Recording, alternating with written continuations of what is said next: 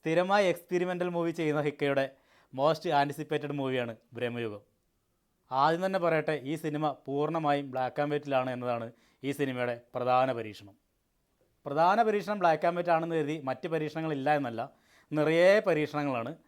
എന്തുകൊണ്ട് ഈ cinema black and white ചെയ്തു എന്നതുമായി ബന്ധപ്പെട്ട ഒരു വീഡിയോ മുന്നേ നമ്മൾ ചെയ്തിട്ടുണ്ട്. അതിൽ കുറേ പ്രഡിക്ഷൻസ് പറഞ്ഞിട്ടുണ്ട്. സത്യത്തിൽ അതൊന്നുമല്ല ഈ സിനിമ ബ്ലാക്ക് ആൻഡ് വൈറ്റ് ചെയ്യാനുള്ള കാരണം. പിന്നെ എന്തിന് ബ്ലാക്ക് ആൻഡ് വൈറ്റ് ചെയ്തു എന്ന് ചോദിച്ചു കഴിഞ്ഞാൽ ബ്ലാക്ക് ആൻഡ് വൈറ്റ് ചെയ്തു, അത്രേ ഉള്ളൂ.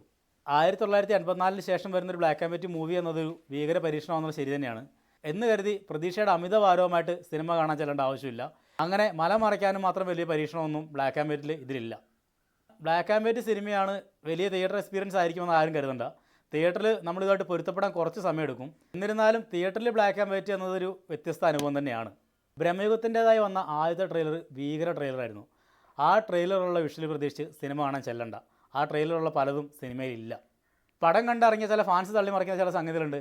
മലയാള സിനിമയിൽ ഇക്കയ്ക്ക് മാത്രം ചെയ്യാൻ പറ്റുന്ന കഥാപാത്രമാണ്, ഇക്കയ്ക്ക് മാത്രം പറ്റുന്ന കാര്യമാണ്, ഇക്ക അതിന് മാത്രം ഇതിലെന്താണ് ചെയ്തിട്ടുള്ളതെന്ന് എനിക്ക് മനസ്സിലായിട്ടില്ല. ഫാൻസ് അവകാശപ്പെടുന്ന പോലെ കുറേ കോമഡി ആയിട്ട് നിന്ന് ചിരിച്ചതാണോ ഇക്ക ഇതിനകത്ത് ചെയ്ത് വലിയ മഹത്തരമായ കാര്യം എന്ന് പറയുന്നത്? പടത്തിൻ്റെ ഏറ്റവും വലിയ പരീക്ഷണം എന്താണെന്ന് വെച്ചാൽ ഭീഷ്മരെ പോലെ ഇക്ക സ്ഥിരമായിട്ട് ഇരിക്കുക തന്നെയാണ്. ഇടയ്ക്ക് എണീക്കും, വടിയും കുത്തി നടക്കും, തിന്നും കുടിക്കും ഇരിക്കും നടക്കും, തിന്നും കുടിക്കും ഇരിക്കും വടി കുത്തി നടക്കും. ഇതുതന്നെയാണ് ഇക്കേൻ്റെ മാസ്മരിക പ്രകടനം എന്ന് പറയുന്നത്. അതുപോരാത്തതിന് ഇടയ്ക്കിടയ്ക്ക് കോമാളി ചിരിക്കണ പോലെ ചിരിക്കും. കുറേ കാലത്തിന് ശേഷം മമ്മൂട്ടി പ്രായത്തിന് ചേർന്നൊരു വേഷം ചെയ്തു എന്നുള്ളതാണ് ഈ പടത്തിൻ്റെ പ്രധാന പരീക്ഷണം. കൊടുമൺ പോറ്റി എന്ന മാരക, ക്രൂര, ഭീകര കഥാപാത്രമാണ് മമ്മൂട്ടി ഈ സിനിമയിൽ ചെയ്തിരിക്കുന്നത്. ഇക്കയുടെ ഫാൻസി ഡ്രസ്സ്, കുറച്ച് മിമിക്രി, ഇതൊക്കെയാണ് ഈ കഥാപാത്രത്തിന് വേണ്ടി ഇക്ക ഡെഡിക്കേറ്റ് ചെയ്തിരിക്കുന്നത്. 10 വർഷം കഴിഞ്ഞാലും ഇക്കയുടെ ഫാൻസി ഡ്രസ്സ്, മിമിക്രിയൊക്കെ ഫ്രഷാണെന്ന് വാദിക്കുന്ന ഇക്ക ഫാൻസിന് കൈയടിക്കാനുള്ള എല്ലാം ഇതിലുണ്ട്. ഇക്ക അവതരിപ്പിച്ച കൊടൂര, ഭീകര കൊടുമൺ പോറ്റി എന്ന കഥാപാത്രം BGMൻ്റെ സഹായത്തോടെ ഹെവി ലെവലിൽ സ്കോർ ചെയ്ത് നിൽക്കുമ്പോൾ യാതൊരുവിധ BGMൻ്റെ സഹായമില്ലാതെ അർജുൻ അശോകൻ അവതരിപ്പിച്ച പാണൻ എന്ന കഥാപാത്രം ഇക്കയ്ക്ക് മേലെ സ്കോർ ചെയ്യുന്നുണ്ടെന്നുള്ളതാണ് വാസ്തവം. ഈ സിനിമയിൽ അർജുൻ അശോകൻ്റെ കഥാപാത്രം കയ്യടി അർഹിക്കുന്ന ഒന്ന് തന്നെയാണ്. പടത്തിൻ്റെ സിനിമാറ്റിക് വശത്തിലോട്ട് വന്നു കഴിഞ്ഞാൽ ഹൊറർ സിനിമകളിൽ സ്ഥിരം ജൂനിയർ ആർട്ടിസ്റ്റായിട്ടുള്ള വല കിട്ടുന്ന എട്ടുകാലി, ഒച്ചയുണ്ടാക്കി പറക്കുന്ന കടവാവൽ, മ്യാവ് പറഞ്ഞ് അങ്ങോട്ടും ഇങ്ങോട്ടും നടക്കുന്ന കറുത്ത പൂച്ചകൾ, ഇതൊക്കെ ഇടയ്ക്കിടയ്ക്ക് ഒരാവശ്യമില്ലാതെ കാണിക്കും. വല കെട്ടുന്ന എട്ടുകാലി എന്ന് പറയുന്നത് കഥാപാത്രം ട്രാപ്പായി എന്ന് കാണിക്കാനായിട്ട് ഡയറക്ടർ ബ്രില്യൻ്റോടെ യൂസ് ചെയ്തേക്കുന്ന ഫ്രഷായ സംഗതിയാണ്. ഇതുവരെ മലയാള സിനിമയിൽ യൂസ് ചെയ്യാത്തൊരു ഫ്രഷ് ആശയമാണ്.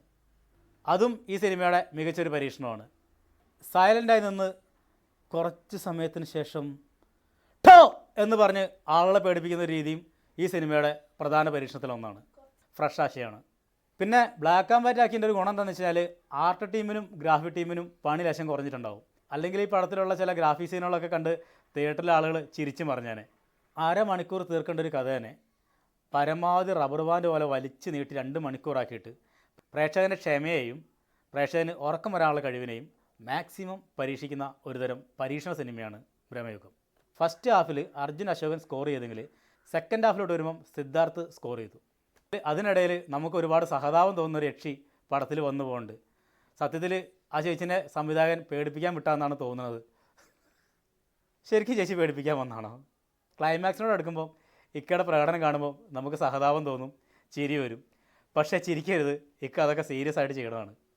ക്ലൈമാക്സിനൊക്കെ സത്യം പറഞ്ഞാൽ മമ്മൂട്ടിയെ കൊണ്ട് കോമാളി വേഷം കെട്ടിച്ചെന്നാണ് കണ്ടിരുന്നപ്പോൾ എനിക്ക് തോന്നിയത്. സഹതാപം തോന്നുന്നു. ഈ വീഡിയോ കാണുന്ന ഫാൻസ് ചിലപ്പം ചോട്ടി കയറി ചൊറിയായിരിക്കും. പക്ഷേ OTT റിലീസ് വരുന്ന സമയത്ത് ട്രോളന്മാർക്ക് ആ സീനൊക്കെ ചാകരയായിരിക്കും, ഒരു സംശയവും വേണ്ട. വളരെ പ്രധാനപ്പെട്ട ഒരു സംഗതി എന്താ വെച്ചാൽ ഇപ്പോൾ തിയേറ്ററിൽ കളിക്കുന്ന പ്രേമലും നാളെ റിലീസാകുമ്പോൾ തുണ്ടിനും ഒക്കെ ഒപ്പം ഈ സിനിമ ഒരാഴ്ച സ്റ്റാൻഡ് ചെയ്യുമോ എന്നുള്ളത് സംശയമുള്ള കാര്യമാണ്. ഇനി വരാനിരിക്കുന്നത് വളരെ പ്രശസ്തമായ പ്രൊമോഷൻ ടെക്നിക്കുകളാണ്. അതിലൊന്നാമത്തേത് പടം സ്ലോ സ്പേസ് ആണ്, പക്ഷേ ഇക്ക പൊളിയാണ്. രണ്ടാമത്തേത് കുടുംബ പ്രേക്ഷകർ ഏറ്റെടുത്ത്. അതും കഴിഞ്ഞിട്ട് വരാനുള്ളത് മാസ് പടമല്ല, ക്ലാസ് പടം എന്നതാണ്. അതും പാളി നിൽക്കുമ്പം പ്രയോഗിക്കാനുള്ള ഒരു സംഗതിയാണ് not every one cup of tea എന്ന് തുടങ്ങി എങ്ങനെ തന്നെ പ്രൊമോട്ട് ചെയ്താലും ഒരു സാധാരണ പ്രേക്ഷകനെ സംബന്ധിച്ചിട്ട് മികച്ചൊരു ഉറക്കഗുളിയായിരിക്കും ബ്രഹ്മയുഗം എന്നതിൽ ഒരു സംശയമില്ല.